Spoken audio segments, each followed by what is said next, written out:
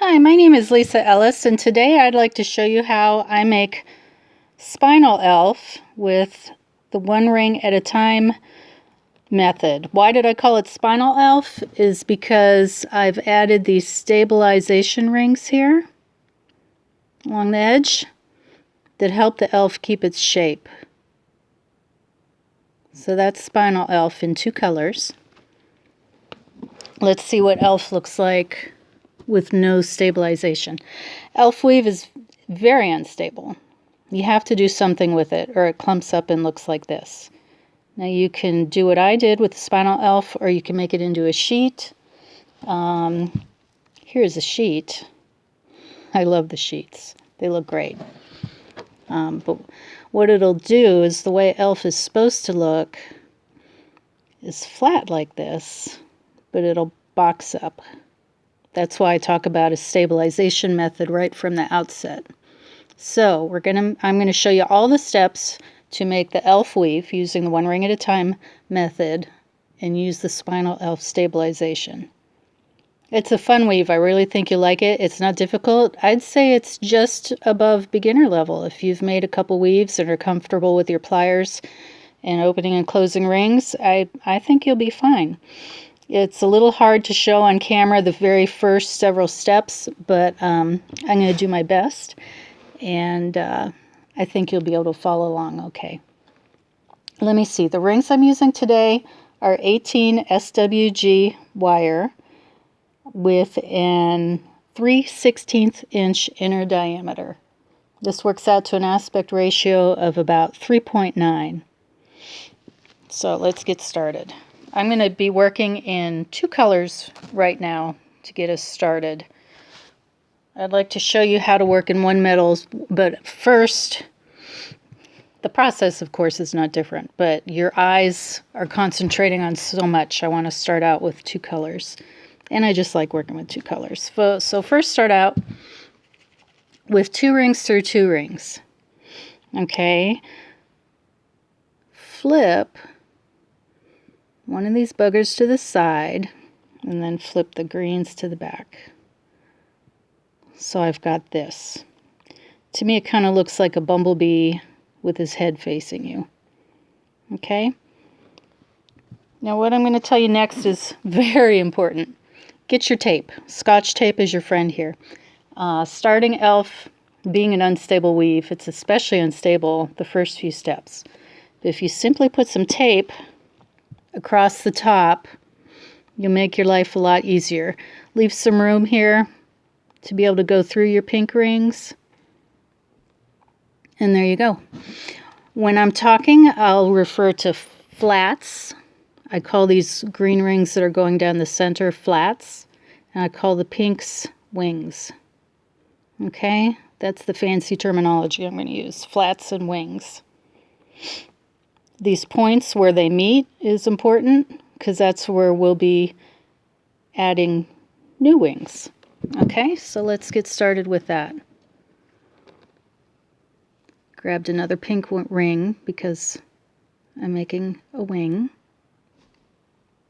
Now these lights are real hot and my tape is going to tend to want to slip off, so bear with me. Okay, so I just went through that where the flat and the wing crisscross. I'm putting a ring around that.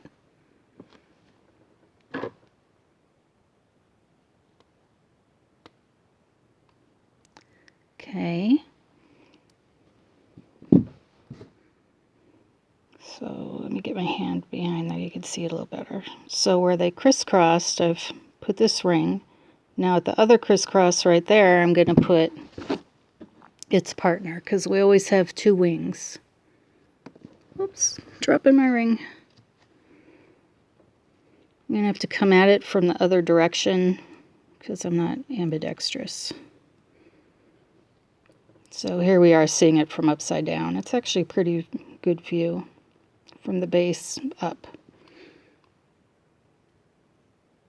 Close this. Okay.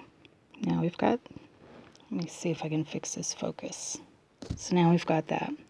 We're going to push these rings these wings we've just added to the back, and I'm going to flip it. So those two wings are sticking up just like that. Now I'm going to grab another green, because you're going to add wings and then you're going to add the flat. You're going to keep going back and forth. So now the green is going to go through those wings.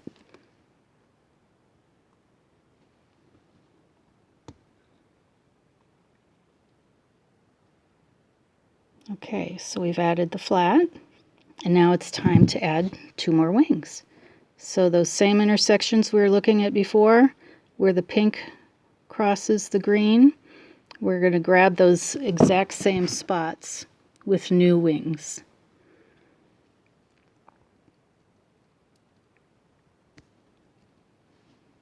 Okay, see?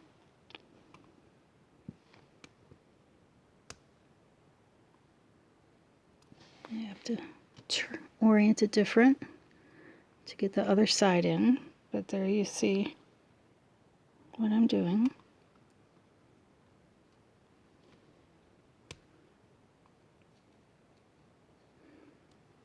Okay, so the wings are in, and again, I'm going to push them through to the other side. Push them through the other side and flip. So again, we've got those two wings poking out. I think you can see the pattern now. First, a flat, going through the wings.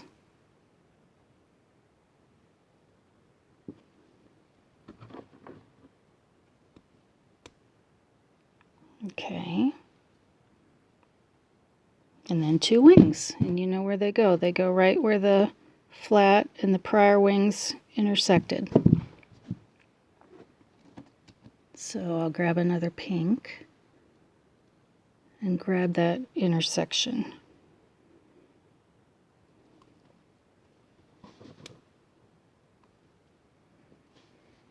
I'll reorient so I can get the other wing.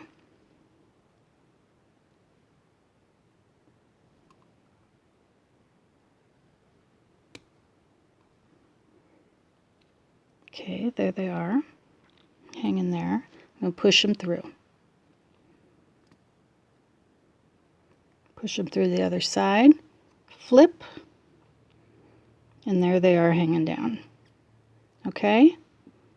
So we're doing a flat, two wings, a push, and a flip. And that's all we do over and over. So here's our flat.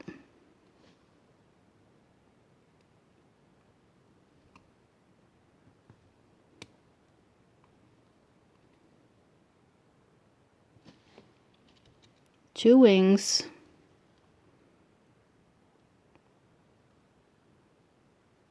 wing one,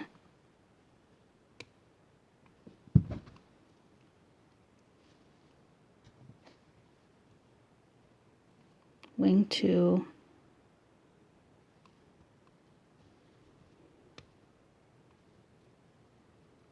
a push, push them to the other side, and a flip. And see, oops, I dropped it. You can see this lovely little pattern we're developing. Which way? There we go. It's really a lovely pattern. Whether you use two colors or one color, it really doesn't matter. We're just going to do that over and over. So now I just dropped it. How did I know which way was top? Okay.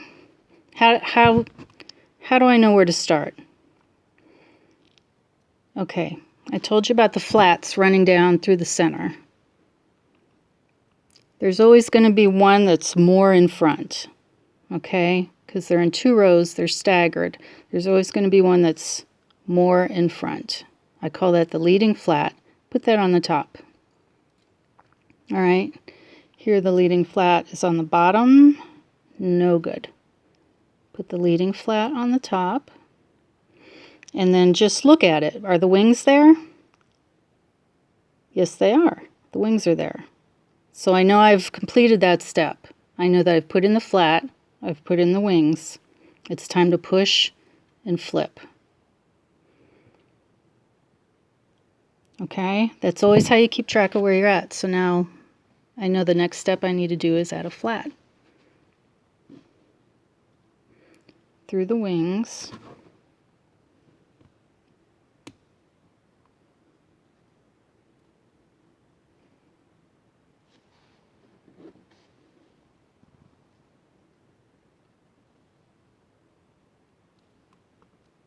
Wing 1.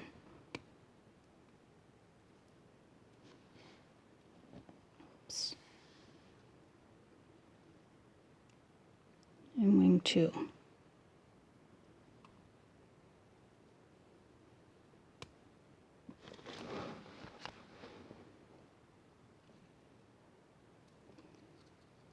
Then I push. Sometimes I flip and push through. Actually, you'll get to where you're doing both simultaneously. You'll just push and flip in one motion. It's harder when you're near the tape. They want to stick. So that's what we're doing. Just those 3 things. Flat, 2 wings, push and flip. Now, how do I know? Let's say I lose my tape. I'm not going to take it off because it's so short, but let's say I do lose my tape. How do I know which is my working end? Well, these V's, the wings are making V's. They'll always point to your working edge. That's really handy too, because your tape will come off eventually and you'll drop it.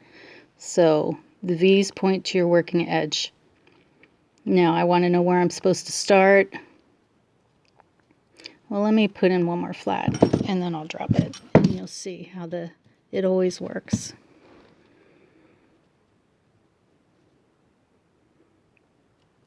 Okay, don't worry about seeing that. I'm just trying to show that I can drop it, lose my place, pick it up. The V's are pointing towards my working edge. And then I put the leading flat on top. And I say, are the wings there? Because the wings go around this intersection and that intersection. The wings are not there. So I know that's the step that I'm at. So I simply grab a pink, grab a wing, and put it in.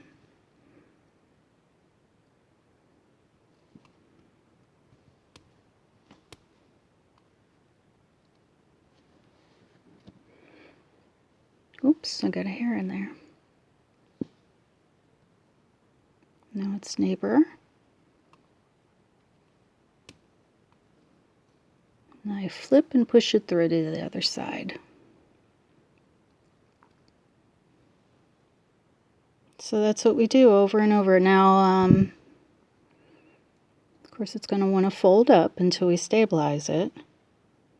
And I'll show you how to do that next. Elf is awesome. I love making Elf. Okay, here's one that I was making in bright aluminum. Because now you've got the weave down. You really do. It's that simple. Here I showed you how the weave is going to get boxy. But here it's nice and flat. It's because I've put those stabilizing rings in. And I think it looks like a spine, so that's why I call it Spinal Elf.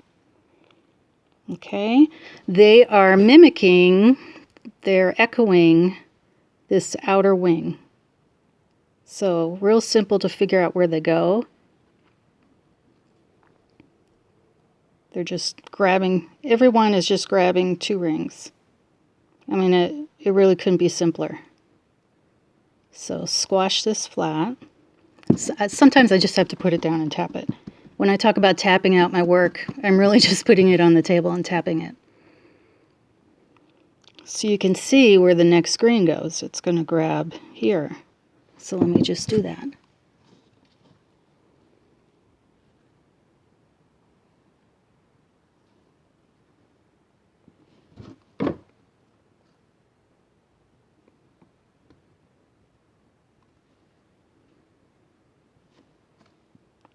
See, and I just continue that down the side. I just keep dropping in side rings to stabilize.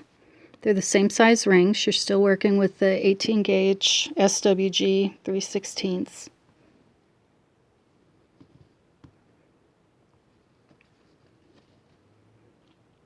And that's it. We've done it. So you can see I like to go crazy with color. There's a lot of possibilities. Oh, I know. One thing I wanted to tell you is that when you are stabilizing, always start at the base edge. Remember I told you the wings form V's that point to the working edge? Always start stabilizing from the base, from the start. There's a reason, and that's because as you put in your stabilizing rings, your weave is going to contract. Sometimes it kind of depends on your particular rings how much. I would start out making your spinal, or you're making your elf weave about 1 inch longer and see how it goes. But as you stabilize, it'll contract, and what happens is if it ends up being too short, well, you just stop stabilizing and add on to your end. No big deal. So that is how you accomplish spinal weave. And to put on a clasp, simple S clasp, just one ring, and then I just put one ring on this end. So that's all of it. Hopefully I've covered everything. I really think I have.